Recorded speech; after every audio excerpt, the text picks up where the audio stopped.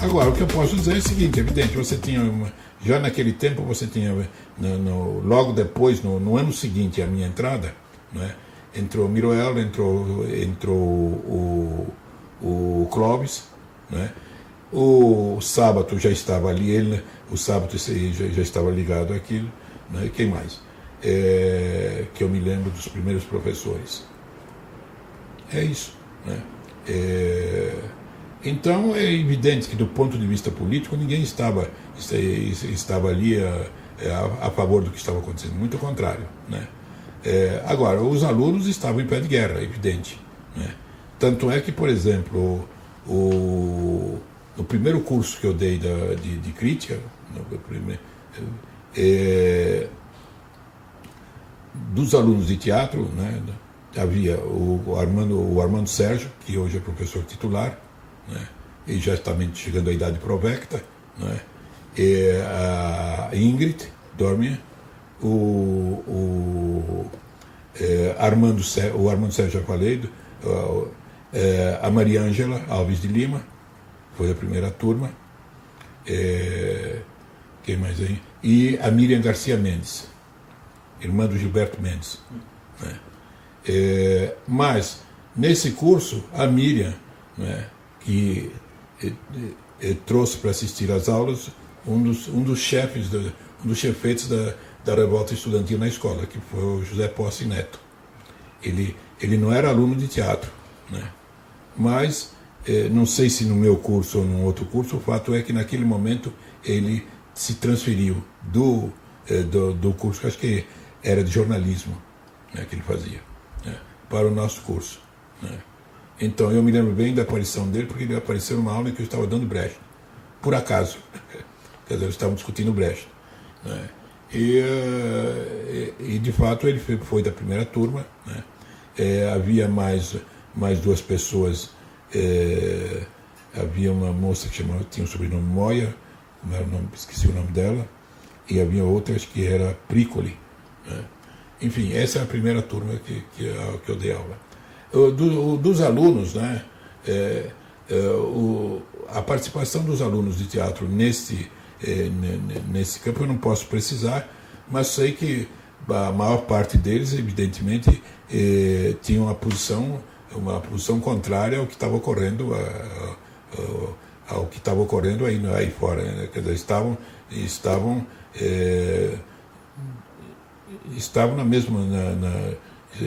na mesma posição que os demais estudantes, né? Contrários ao governo e à situação, estavam revoltados com tudo aquilo. Agora, em 69 nós tivemos problemas sérios, porque aí houve uma mudança de direção, se não me engano, 70, né? Foi 69, 70, não é? E nós chegamos a dar aula com tiras fazendo a chamada dos alunos, para ver se eles estavam presentes. Quer dizer, não era mais o professor que decidia da presença, né? Porque você sabe como é que é. Você às vezes dava presença, o aluno não podia, etc. Aquela coisa toda que existe na vida universitária. Não vou precisar, existem coisas muito más nesse sentido e coisas boas também. Mas o fato é que quem decidia que quem estava fazendo a chamada oral, que nós nunca fazíamos, nós passávamos as listas, né, era um cara que era tira, né, enviado, não sei se diretamente da polícia ou da reitoria, né. A escola, como a faculdade de filosofia da época, foi naturalmente um dos grandes centros de resistência, né. E é natural, né? No campo das humanas, das comunicações, sempre essas coisas repercutem com mais intensidade, talvez por as pessoas são talvez muito inquietas ou estão menos decididas nos caminhos que vão tomar, né? É um pouco diferente na Politécnica, mas não se pode dizer que eles não tenham tido a mesma posição. Sim, tiveram. Isso era uma coisa geral na universidade. Nós tivemos esse início, o nosso departamento, inicialmente, como a escola toda não tinha recursos, eram os recursos,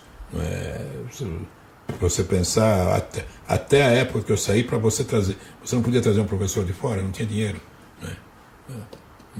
Quer dizer, todos os recursos, ou por razões de política interna, ou etc., o departamento não vinha para o departamento de teatro. E naquela época, muito mais. Nós dávamos aula no barracão, ali num barracão que era atrás da economia, onde depois ficou a IAD, até que houve a mudança, nós dávamos aula ali, e não só nós dávamos aula, se eu não me engano, alguma coisa do jornalismo também era dado ali, porque eu me lembro inclusive de ter dado, uma aula sobre crítica para jornalistas, coisas desse tipo.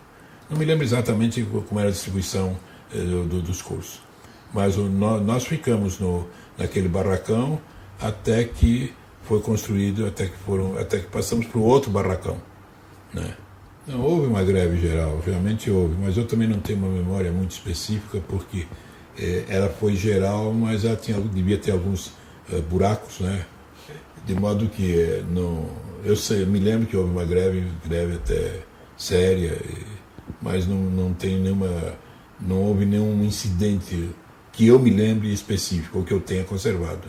Não, eu acho que os momentos marcantes, quer dizer, especificamente em termos de escola, eu não sei te dizer, porque já pelo isolamento que nós vivíamos muito pouco a própria escola. Os alunos, sim, mas os professores, as reuniões eram setoriais, nem sequer eram departamentais. Quer dizer, os professores viviam os problemas da sua área. A escola não tinha congregação, porque não tinha professores titulares, não tinha professores, então não tinha congregação. Congregação não sei quem que era uma outra. Então, e naturalmente havia professores que estavam, digamos, mais ligados com o processo administrativo e pedagógico, didático, etc. Naturalmente discutiam com a direção, e com as direções, mas mesmo as direções departamentais, as reuniões, iam os representantes. Como indivíduo dentro desse universo da ECA, o que te marcou? Principalmente o que me marcou foi a relação com os alunos. Quer dizer, naturalmente isso foi fundamental, muito mais do que qualquer outra coisa, porque como eu não era um professor com uma formação, digamos, específica, eu nunca dei aulas de tipo expositivas. Dava de vez em quando uma aula expositiva, mas a maior parte das minhas aulas eram em termos de discussões. E nesse sentido, nós tínhamos um ping-pong muito sério. E nesse sentido, é claro que as opiniões, às vezes exageradas ou não, mas às vezes com uma informação menos densa, porém você imediatamente via, digamos, o nível de interesse, e isso realmente eu aprendi a dar aula dessa maneira. E foi assim que eu dei aula até o fim dos meus cursos. Mesmo os cursos de pós-graduação eram dados assim. Às vezes eu dava uma exposição maior, mas em geral era isso, E realmente o que me marcou foi o enorme potencial que, em geral, e não só dos alunos aplicados, mas às vezes os piores alunos são os que mais prometem. Os que têm maior, às vezes, um potencial que acaba se revelando extraordinário. né?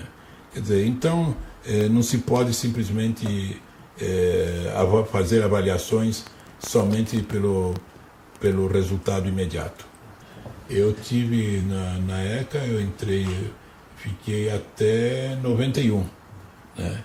Quer dizer, fiquei 20. Eu saí pela expulsória, né? Quer dizer, em 91 eu completei 70 anos, foi quando eu saí.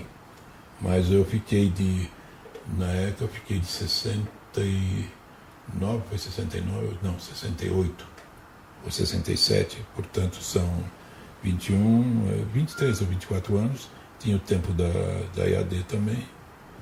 Eu sei que quando eu fui aposentado, né, eu estava com 29 ou 28 anos e pouco nas duas, por aí. Agora, claro que houve transformações muito grandes e realmente você vê, inclusive, os resultados do trabalho da ECA hoje no campo teatral. É só você abrir um jornal. Não falo da EAD, que já tinha mostrado a sua competência há muito tempo.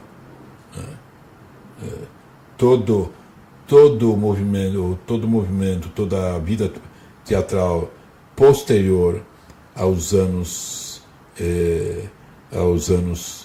60, né, estão marcados, aqui em São Paulo, estão marcados por duas coisas fundamentais. Independente, EAD, a entrada dos contingentes formados pela EAD, né, Juca de Oliveira, por aí afora, né, todo esse pessoal que está na Globo, né, os atores da Globo, boa parte deles vieram daí. Coco, vieram de onde? Da EAD, né, na direção, idem, né. Não que não tenha havido também contribuições de outra ordem, não quero menosprezar porque não se trata disso, né. E você tem a seguir as formações, o pessoal que saiu da ECA, desde as primeiras turmas, com atuações ponderáveis. A ECA, nesse ponto, ela não está